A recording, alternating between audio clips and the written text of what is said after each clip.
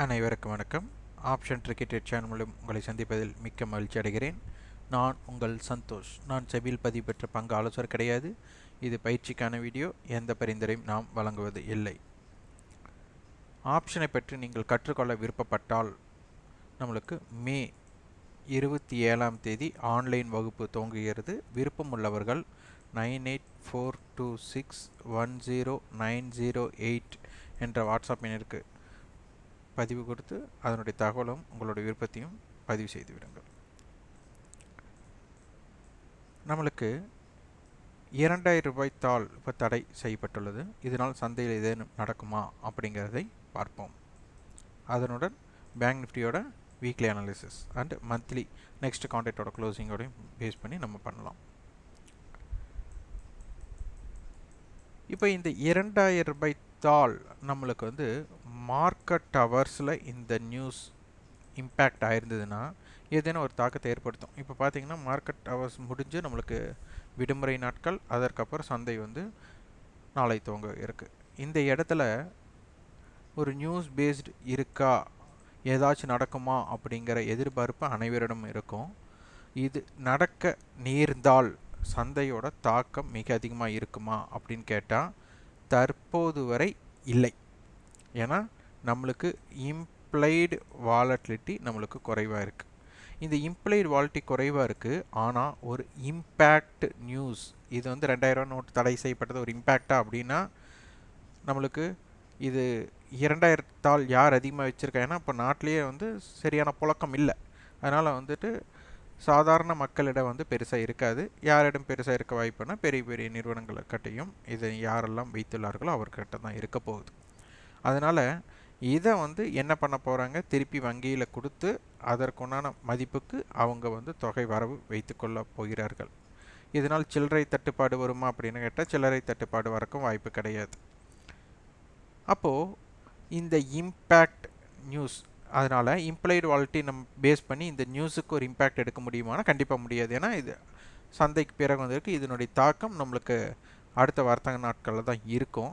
அதனால் இதற்காக சந்தை வந்துட்டு 10,000 பாயிண்ட்டோ 5,000 பாயிண்ட்டோ அடிச்சிடும் அப்படிங்கிற மாதிரி எதிர்பார்ப்பு நம்மளுக்குள்ளே தோன்ற, அது நடக்கலாம், நடக்காமலும் போகலாம். ஆனால் நம்மளுடைய ரீட்டைல் வர்த்தகர், சிறு சிறு வர்த்தகர்களுக்கு என்ன தோணுன்னா, புட் ஆப்ஷன்ஸ் வந்துட்டு பலமாக வாங்கி மார்க்கெட் கண்ணா பின்னா நடிக்க போகிறாங்க அப்படிங்கிற எதிர்பார்ப்பு. யாராச்சும் ஒருத்தர் சொன்னாலே போதும் அது பெரிய ஜாக்பாட் ஆகிடும்னு நினச்சிட்டு சிறு சிறு ஓடிஎம் ஆப்ஷனை வந்துட்டு வர்த்தகம் செய்வார்கள். பல்காக பண்ணுவாங்க. ஒரு 10,000 ரூபா முதலீடு போட்டோம்னா மார்க்கெட் ஒரு 5,000 பாயிண்ட் இறங்குச்சுன்னா 10,000 வந்து 10 லட்சமாக மாறிடும் அப்படின்னு சிலர் வந்துட்டு சொல்லலாம். அது வந்து நடக்கிறக்கும் வாய்ப்பு இருக்கலாம். மார்க்கெட் நல்லா அடித்தாலும் சரி அடிக்காட்டி சரி, உங்களுடைய முதலீட்டுக்கு என்ன ரிஸ்க் எடுக்க முடியுமோ அதற்கு மட்டும் எடுங்க. இந்த 1 லட்ச ரூபாய் வந்து 1 கோடியை மாற்றிடலாம். ஏன்னா மார்க்கெட் அந்தளவுக்கு அடிக்க போகிறாங்க. ஒரு ப்ரீமியம் பார்த்திங்கன்னா 30 ரூபா ப்ரீமியம் வந்துட்டு 300 ரூபாய் போகும் அப்படிங்கிற மாதிரி எதிர்பார்ப்பு என்ன வேணாலும் உங்களுக்கு தோன்றலாம். ஆனால் அது நடந்தால் நடக்கலாம், நடக்காட்டியும் போகலாம். நடந்தாலும் ஆச்சரியப்படுவதற்கு ஒன்றுமில்லை. அதனால் சந்தையில் எது வேண்டுமானாலும் நிகழலாம். இது நிகழாது, இது நிகழும் அப்படின்னு சொல்லவே முடியாது. அனைத்துமே ப்ராபபிலிட்டி ஆஃப் சான்சஸ். அதனால் சந்தையை பொறுத்தவரை இந்த நியூஸுக்கு இந்த மாதிரி இம்பேக்ட் இருக்கும் அப்படிங்கிற எதிர்பார்ப்பு வேண்டாம். அதனால் இந்த தாள் தடை செய்ததற்கும் சந்தைக்கும் சம்பந்தம் இருக்கா இல்லையா அப்படிங்கிற ஆராய்ச்சியை விட அன்றைய தினத்திற்கு நம்மளுக்கு என்ன தாக்கம் இருக்கிறது அப்படின்னு பார்த்துட்டு வியாபாரம் செய்ய முற்படுங்க. இதை முக்கியமாக பேஸ் பண்ணி இப்போ நிறைய பேர் பார்த்திங்கன்னா 90% வந்து மார்க்கெட் அடிக்கும் அப்படிங்கிற எதிர்பார்ப்புலாம் இருப்பாங்க. இங்கே என்ன பண்ணலாம், மார்க்கெட் அப்படியே தூக்கிட்டு போயிடலாம். தூக்கிட்டு போனதுக்கப்புறம் வந்துட்டு அதற்கு ஒரு காரணம் சொல்லுவாங்க. அதாவது மார்க்கெட் இறங்கினாலும் அதற்கு ஒரு நியூஸ் இருக்க போகிறது, மார்க்கெட் ஏறினாலும் அதற்கு ஒரு நியூஸ் இருக்க போகிறது. மார்க்கெட் ஏறிடுச்சுன்னா என்ன பண்ணுவாங்க, எல்லாம் டிஜிட்டல் கரன்சிக்கு மாறிட்டாங்க. அதனால் வந்துட்டு எக்ஸ்பென்சிவ் நாட்டுக்கு ரொம்ப கம்மி. அதனால் நிறைய பணம் வந்து இதாகுது அதாகுதுன்ட்டு ஏதோ ஒரு கட்டுக்கதை நம்மளுக்கு கண்டிப்பாக இருக்க போகிறது. அதனால் இதற்கு நம்பி நிறைய பேர் வர்த்தகம் செய்ய வேண்டாம் அப்படிங்கிறது நம்மளுடைய ஆலோசனை. அது நடந்தாலும் பரவாயில்ல. அப்போது வீக்லி அனாலிசிஸ் நம்மளுக்கு வேணும். அப்போ வீக்லி அனலைசிஸ்னால் நம்மளுக்கு 43,821 நம்மளுக்கு வந்து ஓப்பன்ட், இதில் ஹை 44,151, லோ அப்படின்னு பார்த்துட்டா 43,446. அப்போ நம்மளுக்கு க்ளோசிங் வீக்லி ஓப்பனுக்கு மேலே தான் நடந்திருக்கு. மொத்த பயணம் 700 புள்ளிகள் தான் இருக்குது. 43,821லேருந்து 330 புள்ளிகள் ஏற்றம், 375 புள்ளிகள் இறக்கம். இது ஒரு பெரிய தாக்கம் இல்லை. அப்போது இதற்கு கீழோ இல்லை இதற்கு மேலோ செல்லாமல் சந்தை பயணம் இருக்கிறதுக்கு வாய்ப்பே இல்லை. இதை பிரேக் அவுட் ஆனால் தான். இப்போது இங்கே என்ன பிரச்சனை அப்படின்னா, நம்மளுக்கு இந்த பிரேக் அவுட்டோட லெவல் கம்மியாக இருக்குது. அப்போது 43,446, இந்த பக்கம் வந்து 44,151. இது வந்து 52 வீக் ஹை அருகாமையில் இருக்குது. அப்போது இந்த விஷயத்தில் தான், இந்த ரெண்டு கோட்டில் தான் விஷயமே இருக்குது. இது வந்து சைட்வே மூமெண்ட் அப்படின்னு அர்த்தம். இதுக்குள்ள முடிவெடுக்க முடியாது. இது பிரேக் அவுட் ஆச்சுன்னா ஒன்று மேலே போகணும், இல்லை கீழே வரணும். இது பிரேக் அவுட் ஆச்சுன்னா ஒன்று கீழே வரணும், இது மேலே போகணும். ஏன் கீழே மேலே இந்த இடத்துலனா, இந்த இடத்துல நம்மளுக்கு தேவை வேல்யூம் தேவை.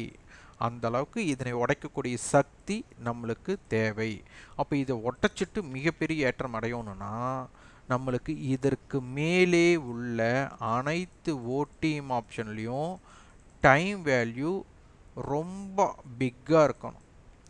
அது பிக்காக இருந்தால் செல்லருக்கு பாயிண்ட் ஆஃப் வியூ போயிடுமேன்னு சொல்லலாம். ஆனால் பையரோட point of view, seller point of view ரெண்டுக்குமே இது தேவை. அப்போ இதை தக்க வைக்க மிஸ் பண்ணும்போது என்ன ஆகும்னா அது வந்து செல்லரோட கைவனமாக மாறிடும்.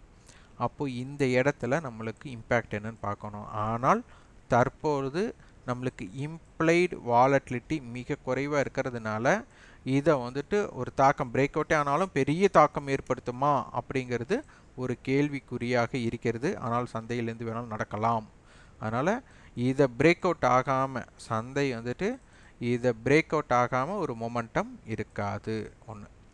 அடுத்தது இது பார்த்தீங்கன்னா ப்ரீமியம் வந்துட்டு மே மாதத்தில் கம்மியாக இருக்குது, கான்ட்ராக்ட் க்ளோசிங் பக்கம் வந்ததுனால. அடுத்த கான்ட்ராக்ட் பார்த்தீங்கன்னா ஒரு 100 புள்ளிகள், அதுக்கு அடுத்த கான்ட்ராக்ட் 125 புள்ளிகள். இதில் அடுத்த ப்ரீமியம் நிஃப்டியை கம்பேர் பண்ணுற மாதிரி பேங்க் நிஃப்டியில் கம்பேர் பண்ணால் ப்ரீமியம் மிக மிக குறைவாக உள்ளது அப்படிங்கிறத இதன் மூலம் தெரிய வருது. இதில் பார்த்தீங்கன்னா 44,000 கால், 43,800 கால், 43,500 புட். அப்போ இது ஒரு ஸ்ட்ராங்கல் அப்படின்னு எடுத்துட்டா 44,000 கால் 255 ரூபா, 43,500 புட் 97 ரூபா. இந்த ரெண்டு பிரீமியத்தை ஆட் பண்ணால் 350 புள்ளி. அப்போ 44,000, 44,350, 43,500, 43,150 இதற்குள் சந்தை இருக்க அதிகமான வாய்ப்பு அப்படிங்கிறத இதன் மூலம் தெரிவிக்கிறார்கள். இல்லை அடுத்த கான்ட்ராக்ட் பார்த்தாலும் நம்மளுக்கு அதுவும் ஸ்ட்ராங்கல் தான். 44,000 to 43,500 அதே தான் நம்மளுக்கு இருக்கிறது. இதில் ஒரே ஒரு விஷயம் மட்டும் நம்மளுக்கு ஒரு ஸ்ட்ரேடல் இதுக்குள்ளே ஒளிந்திருக்கு. 43,700 புட், 43,700 கால் ஒரு ஸ்ட்ரேடல் இருக்குது. இதனுடைய ப்ரீமியம் நம்மளுக்கு ஒரு கிட்டத்தட்ட 600 புள்ளிகள். அப்போது 43,700 ப்ளஸ் 600 அப்போ 44,300. அதே மாதிரி 44,700 600 கழிச்சு 43,100. அப்போது இந்த 44,000க்கும் 43,500க்கும் நம்ம ஒரு ஸ்ட்ராங்கல் போட்ட அளவே தான் இதுலேயும் ஒளிந்திருக்கு. ஆனால் இதில் நடுநிலை 43,700ஆக மாற்றப்படுகிறது. இது புரிந்து கொள்ளணும். இதுதான் இம்ப்ளைடு வாலட்டிலிட்டி. இதில் மிகைப்படுத்தின மதிப்பு இது வந்து என்எஸ்சியால் முடிவு செய்யப்படுகிறது. அப்போ நியூஸ் பேஸ்டு நம்மளுக்கு இதில் இல்லை அப்படிங்கிறத இம்ப்ளைடு வாலட்டிலிட்டி நம்மளுக்கு குறிக்குது. இதனால் வந்துட்டு ஒரு பெரிய தாக்கம் ஏற்படுத்த முடியுமா அப்படின்னா 80% வந்து முடியாது அப்படிங்கிறது தான். 20% என்ன வேணாலும் நடக்கலாம் அப்படிங்கிற அடிப்படையில். அப்போது அட்டவணை நம்மளுக்கு என்ன சொல்கிறாங்க பார்க்கணும். அடுத்த கான்ட்ராக்டும் நம்மளுக்கு இம்ப்ளைடு வாலட்டிலிட்டி குறைவாக இருக்கிறது. பேங்க் நிஃப்டியோட குறுகிய இல்லைனா 43,749 to 44,256, வைட் ரேஞ்ச் 43,493 to 44,507. இதற்குள் சந்தை இருக்க அதிகமான வாய்ப்பு. ரெசிஸ்டன்ஸ் பார்த்தீங்கன்னா 44,099, 44,256, 44,572. சப்போர்ட் லெவல் 43,928, 43,749, 43,403 இருக்கும். இந்த வீடியோ உங்களுக்கு பயனுள்ளதாக இருந்தால் லைக் பண்ணுங்கள், ஷேர் பண்ணுங்கள், சப்ஸ்கிரைப் பண்ணுங்கள். கண்டிப்பாக உங்களோட ஃபீட்பேக்கை கமெண்ட் பாக்ஸில் பதிவு பண்ணுங்கள். நன்றி, வணக்கம்.